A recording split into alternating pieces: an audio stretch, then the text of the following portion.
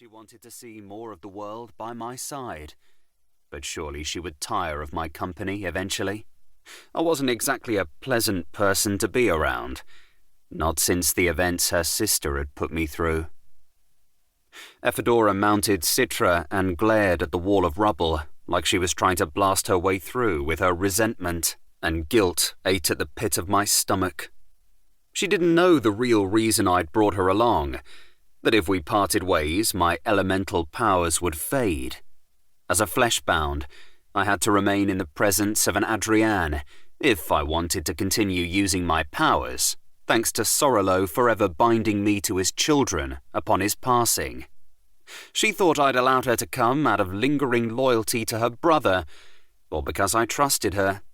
The former was true, but the latter, well, if she ever learned how to make the necessary sacrifice to complete my flesh binding and tie the two of us together, she would be able to control me with a word. Trust would never be possible, with that hanging over my head. Footsteps crunched through moss coating the floor of the small cavern, and 5 men and women appeared from an alcove I hadn't noticed, one hidden in shadow. "Hello, friends," the lead man said. The flame of his torch reflected off the flash of his smile. 2 more people appeared in the tunnel behind us and cut off our escape. "You'd think all these bandits would have learned better by now," Efadora muttered. "Any chance you'll let us go?" I called out to the lead man. "It's been a long journey, and I'm tired."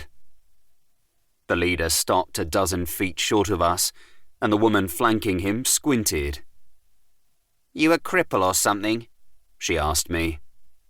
I lifted my dirty, bandage-coated arms in front of me. "No, a leper. Caught the Salin chill a few weeks ago, and my dick fell off. Highly contagious." Every male bandit stared at my crotch in horror.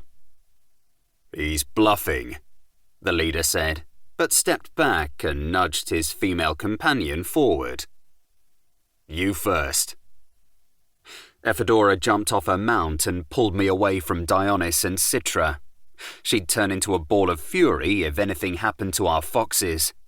We moved to a better-lit part of the cavern, between an amber geode and a bush with bulbs that glowed like lightning, putting us directly between the group of 5 and the 2 flanking us.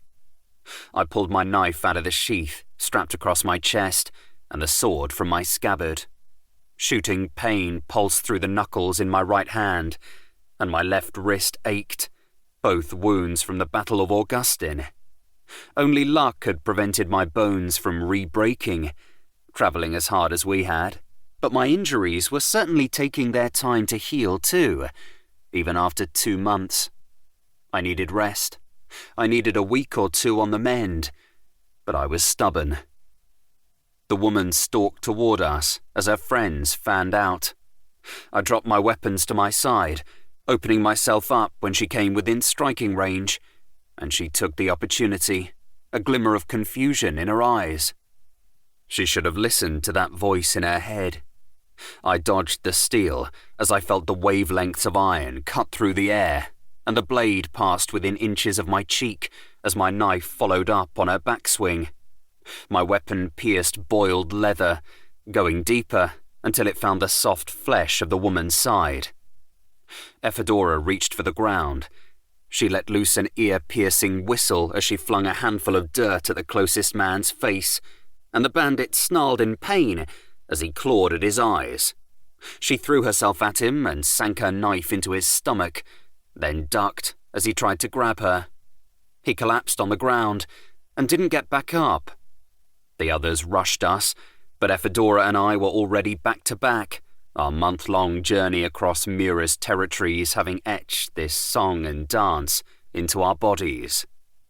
We didn't know how to talk to each other, but we could do this. The leader swiped at me, but I parried, and he let out a frustrated yell as he tried to smash me in the head with the flaming torch in his other hand.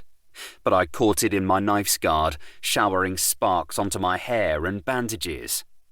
I sliced upward, and he tried to step away, but the tip of my sword cut into the